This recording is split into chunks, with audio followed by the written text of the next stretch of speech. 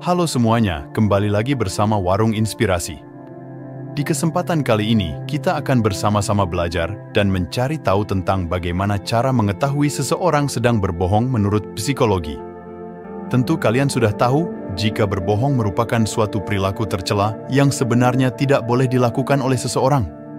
Terlalu sering berbohong juga bisa berdampak buruk terhadap kondisi psikologis dari seseorang, bahkan tidak jarang seseorang yang sering berbohong akan dijauhi oleh orang-orang terdekatnya.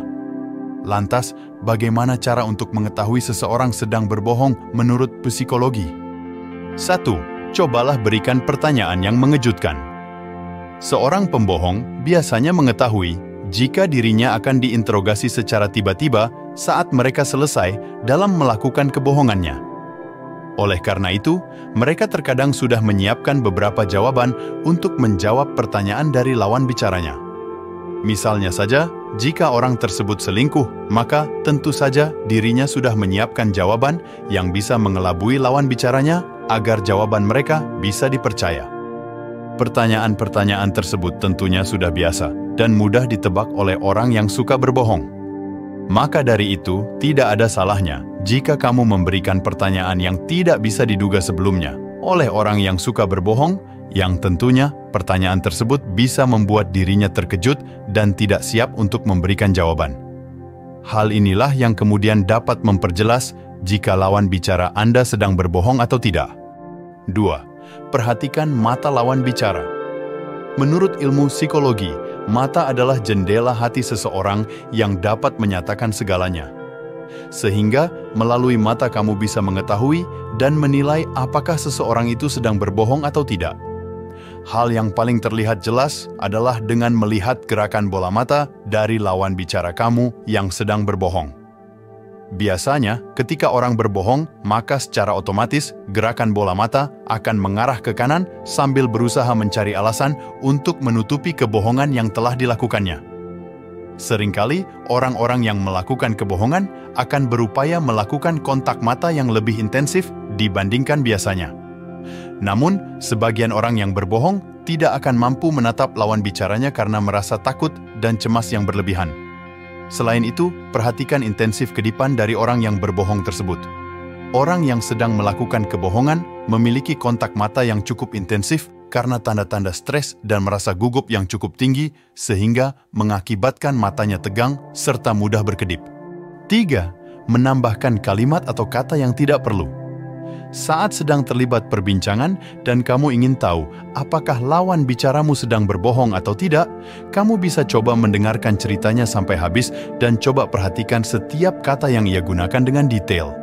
Kemudian kamu bisa memintanya untuk menceritakan kembali kejadian tersebut secara detail dan rinci. Jika ia mengucapkan kalimat yang sama seperti sebelumnya, maka ada kemungkinan ia jujur. Namun jika kalimatnya tidak sama, maka kamu perlu berhati-hati dan mencurigainya. 4. Posisi kepala. Biasanya seseorang yang berbohong cenderung akan menampilkan kesan ragu dan gelisah, walaupun ia sudah mencoba meyakinkan kita dengan bahasa yang baik. Tapi, saat kamu ingin mendeteksi adanya kebohongan dari seseorang yang sedang berbohong, kamu bisa coba periksa kepalanya karena orang yang berbohong cenderung akan terus bergeser dan mengubah posisi kepala mereka tanpa sadar.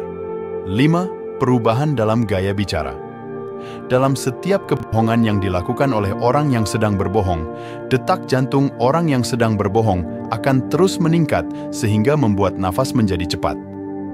Biasanya, orang yang berbohong akan mengambil nafas secara dalam untuk bisa menenangkan perasaannya yang mungkin sedang takut dan cemas. Selain itu, perlu kamu ketahui, cara ini juga diterapkan dalam mesin pendeteksi kebohongan dengan cara mengukur detak jantung dari orang yang sedang diwawancarai. 6. Perhatikan intonasi lawan bicara. Menurut penjelasan dari beberapa ahli psikologi, seseorang yang biasanya sedang berbohong akan menaikkan nada atau intonasi bicaranya lebih tinggi secara spontan daripada biasanya.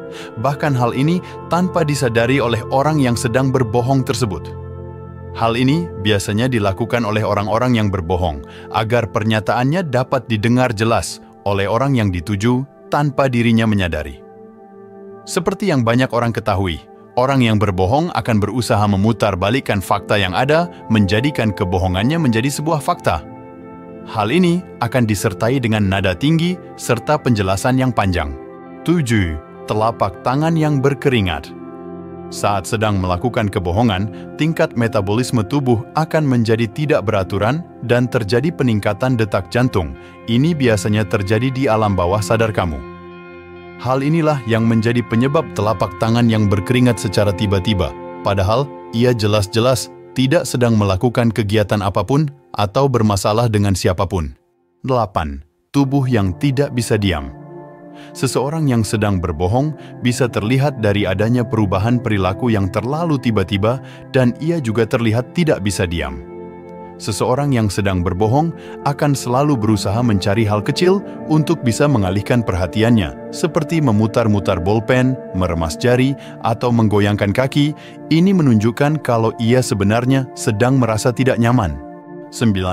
Mengetahui lewat pembicaraan telepon. Jika kamu tidak bisa berbicara secara langsung, kamu masih bisa mengetahui apakah orang tersebut sedang berbohong atau tidak melalui telepon. Hal penting yang harus kamu pahami dari orang yang sering berbohong adalah mereka sudah terbiasa bahkan melakukannya tanpa adanya beban. Orang yang sedang berbohong akan terlihat dari cara bicaranya yang terlalu bertele-tele di telepon, berputar-putar, padahal hanya menceritakan satu topik saja. Hal ini dikarenakan untuk menutupi kebohongan yang dilakukannya.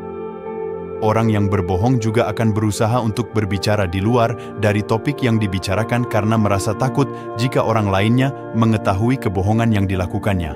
10. Menggunakan intuisi atau feeling. Hal terakhir yang bisa kamu lakukan adalah dengan menggunakan intuisi atau feeling diri kamu sendiri.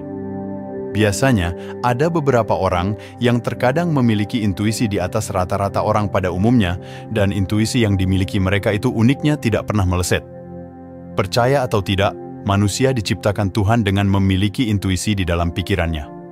Selain itu, manusia diciptakan agar bisa selalu mengatakan kejujuran. Untuk itulah sebenarnya sangat susah bagi manusia melakukan kebohongan. Intuisi sebenarnya tidak sama dengan nafsu yang sifatnya subjektif. Intuisi memiliki sifat yang objektif sehingga tidak didasarkan dengan keinginan seseorang. Jadi jika kamu merasa dibohongi dengan berprasangka dibohongi adalah hal yang tidak sama. Sehingga sebelum diri kamu yakin jika sedang dibohongi, sebaiknya tanyakan terlebih dahulu pada diri kamu sendiri. Apakah ini prasangka atau intuisi? Meskipun kamu tidak memiliki bukti apakah kamu sedang dibohongi atau tidak, namun setidaknya kamu sudah mengetahui jika ada orang yang sedang berbohong kepada kamu sehingga nantinya kamu tidak mudah mempercayainya begitu saja.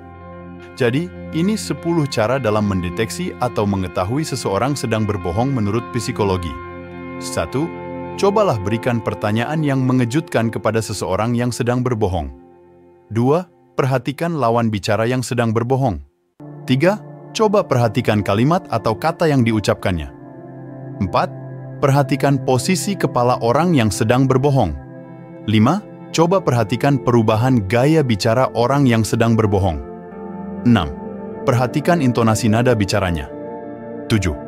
Jika diperhatikan, biasanya orang yang berbohong telapak tangannya akan berkeringat. 8. Seseorang yang sedang berbohong tubuhnya cenderung tidak bisa diam. 9. Mengetahui lewat pembicaraan telepon. 10. Menggunakan intuisi atau feeling. Nah, itu tadi 10 cara untuk mengetahui seseorang sedang berbohong menurut psikologi. Jika dirasa apa yang saya sebutkan tadi masih kurang, kamu bisa menambahkan dan berkomentar di kolom komentar. Sekian dulu untuk konten kali ini. Semoga bermanfaat, mengedukasi, serta menginspirasi diri kamu untuk menjadi pribadi yang lebih baik lagi setiap harinya. Sampai jumpa pada konten berikutnya. See you next time.